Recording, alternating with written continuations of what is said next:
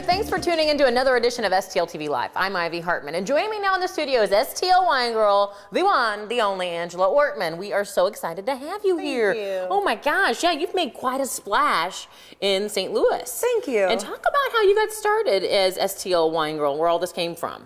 Basically, I moved out to San Francisco after Mizzou and just fell in love with the world of food and wine out there, like everyone does, and ended up just working in restaurants and hotels and wineries and becoming a sommelier. So when I relocated back to St. Louis, I really wanted to do something with that. I mean, I studied business at Mizzou. I went to San Francisco to study architecture, but I'm working in wine.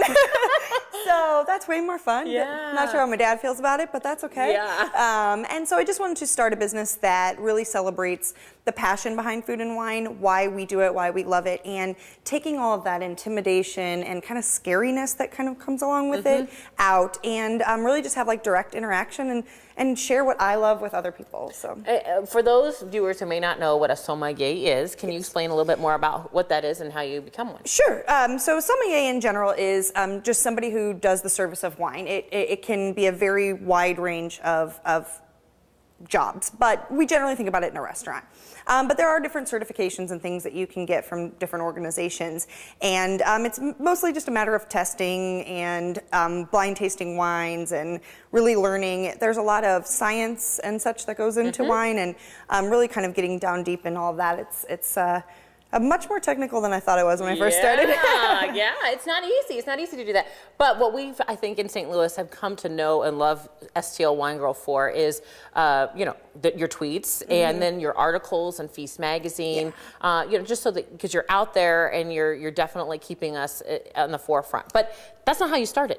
No, when I started the STL Winegirl even name, it was through a blog, and it was really kind of my outlet to share things, and that turned into some events and this idea of a business. But Facebook and Twitter are just such great tools to get your name out there, and now with Pinterest and Instagram, and I don't even think my phone can hold all of the apps that we keep in touch, but it's just my way of showing people what I do and the things I get to eat and my pairing ideas, and share my events. So I'm probably too attached to my phone, but that's okay.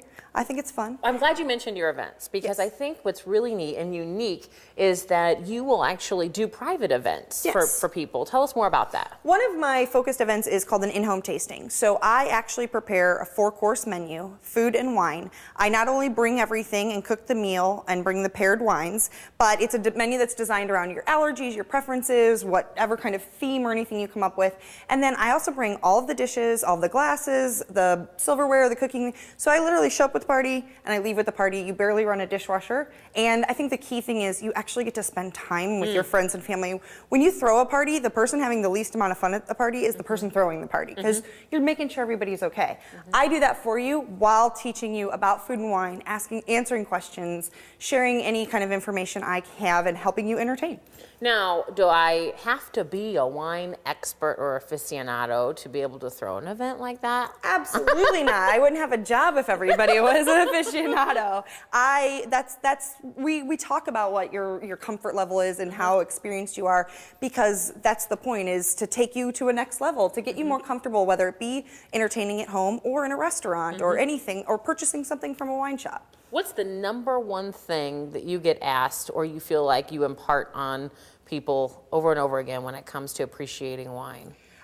Usually it has to do with when we are describing wines, when we're talking about what we smell and what we taste. Yes. That the words that we're using to describe it, those flavors 99% of the time aren't actually in the wine. It's a natural occurrence for things to smell that way or taste that way. The science of it, as you mentioned earlier. Right. Yeah.